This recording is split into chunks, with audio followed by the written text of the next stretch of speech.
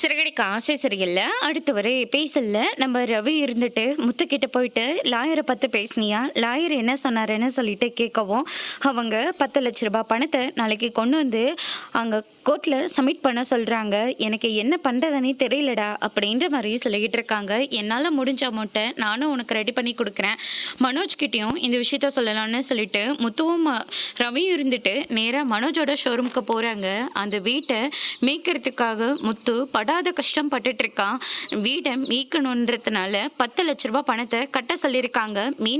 மீனானியும் முத்துவும் மட்டும் ரொம்பவே கஷ்டப்பட்டுட்டு இருக்காங்க. அதனால இந்த ஜப்தில இருந்து வீட்டை நம்ம மீட்டு எடுத்தே ஆகணும்.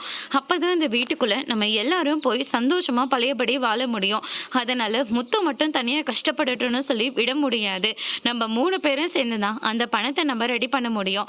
உன்னால எவ்வளவு பணத்தை போட முடியும்னு சொல்லு அப்படின்ற மாதிரி சொல்றாங்க. அந்த வீட்டுல எனக்கு ஷேர் இல்லைன்னு அப்பா சொல்லிட்டாரு. இனிமே அந்த வீட்டை ஜப்திலேருந்து எடுத்தா என்ன, அப்படியே போனா எனக்கு என்ன வந்தது, என்கிட்டல எந்த பணமும் இல்லை அப்படின்ற மாதிரி சொல்லிடுறாங்க. இதை கேட்டோன்னு முத்து ரொம்பவே கோவப்பட்டு மனோஜோட ஷர்ட்டை பிடிச்சி பயங்கரமா சண்டை போடுறாங்க. அதோடு இன்னைக்கான பிரம்ம முடிச்சிருக்காங்க.